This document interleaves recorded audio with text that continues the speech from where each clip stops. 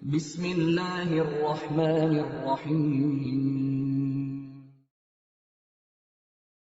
Assalamu alaikum wa rahmatullahi wa barakatuh. Since September 2019, the Islamic Education Trust Human Welfare Department has positively touched over 6,500 lives through its intervention program, the food aid program, the financial aid program, Qurbani meat distribution during Eid al-Adha, Widows Empowerment Program, the Orphan Care Program, and the Tree Planting Program. For this good work to continue and be sustained, we need your continuous support. Jazakumullahu khairan as we look forward to your generous donation. Wassalamu alaikum wa rahmatullahi wa barakatuh.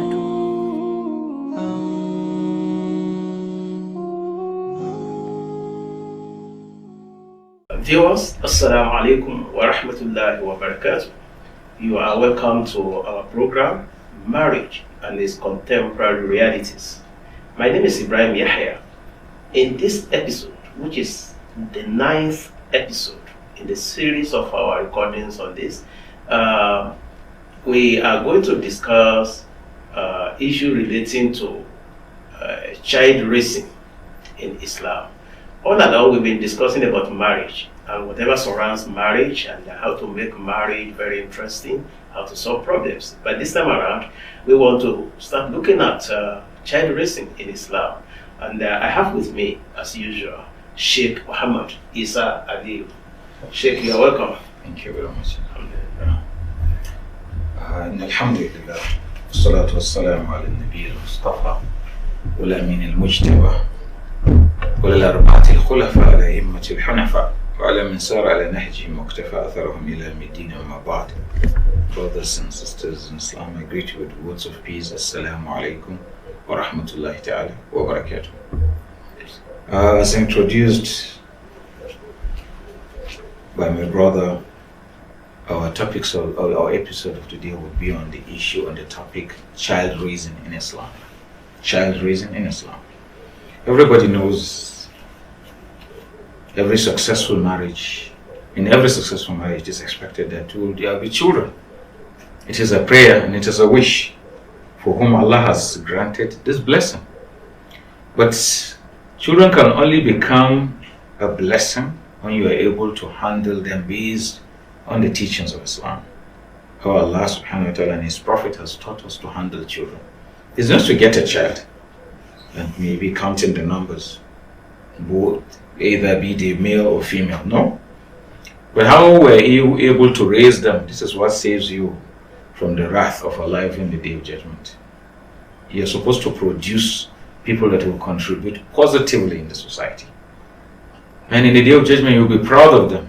They can even be one of the reasons why Allah will make you among those that will dwell in Al-Jannah. So if you're unable to raise them properly, then there's a problem. We can apprehend the beauty of the Quran and the teachings of the Prophet ﷺ when it comes to child raising, because the Quran and the Hadith have already told us everything with regards to how to raise our children. And if we implement those teachings, we would influence the entire human race on earth. Yeah.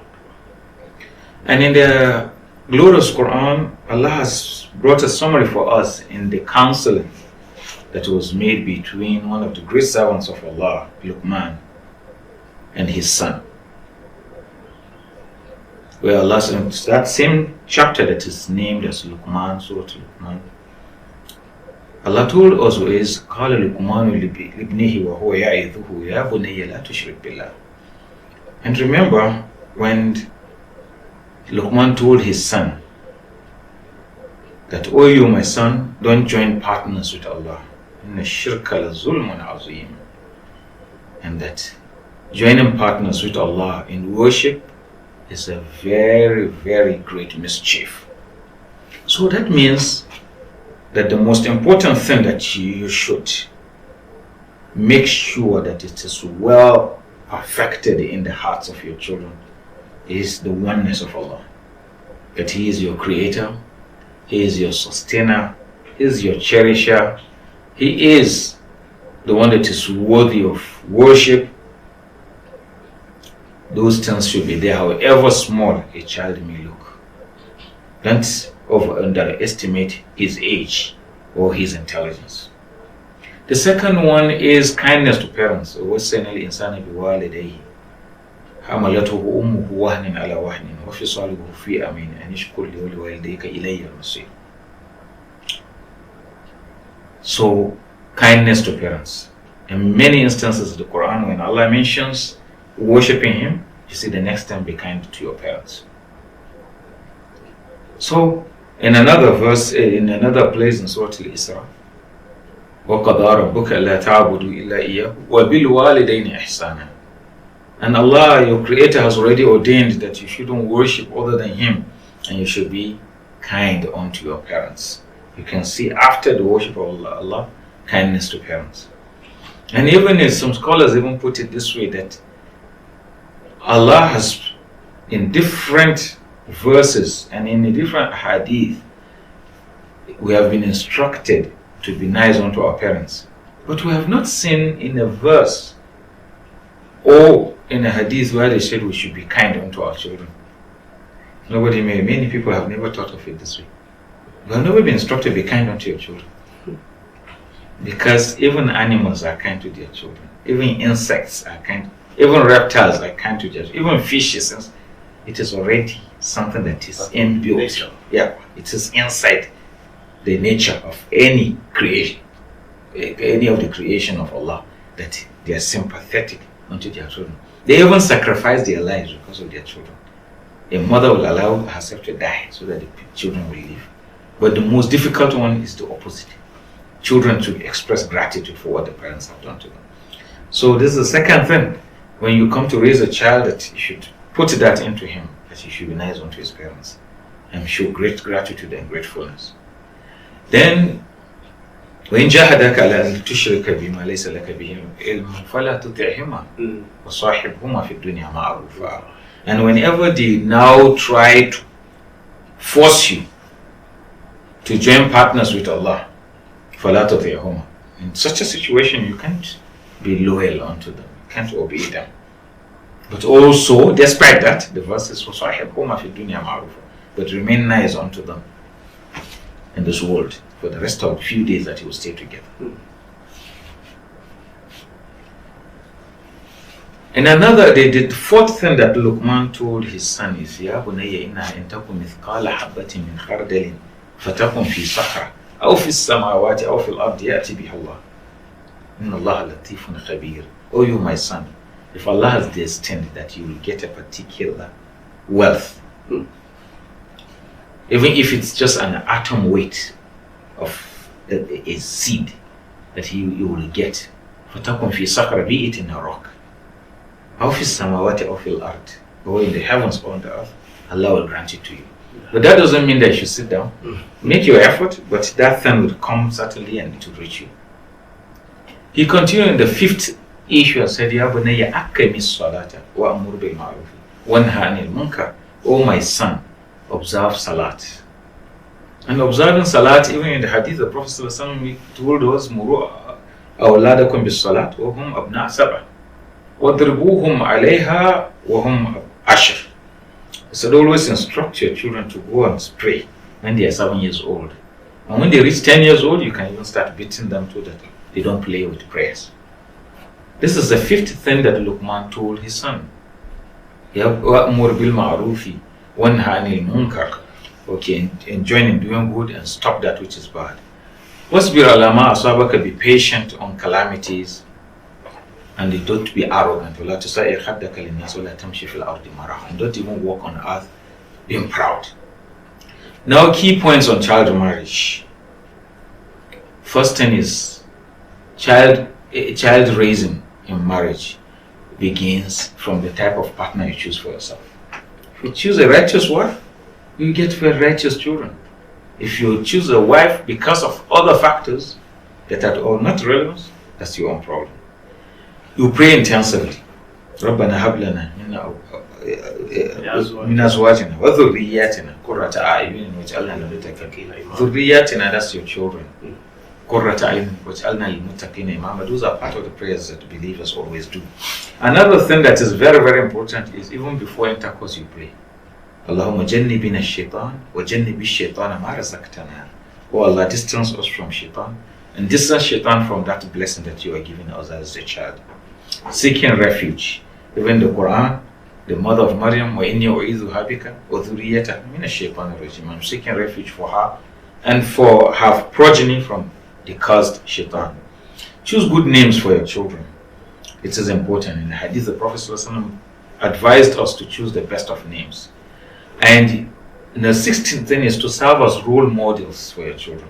You should serve as a role model. Don't say, I told you to stop this. You don't pray and you say you go and pray. You take alcohol and tell your children don't take it. Also counsel them. Sit with them and talk as if they are your friends. This is one thing that is very difficult in the African society. Many parents find it difficult to sit down with their children and just talk. The 18th is feed them with halal. Whatever you feed with haram, many hadiths have spoke about it. Even the training will not be a blessed one.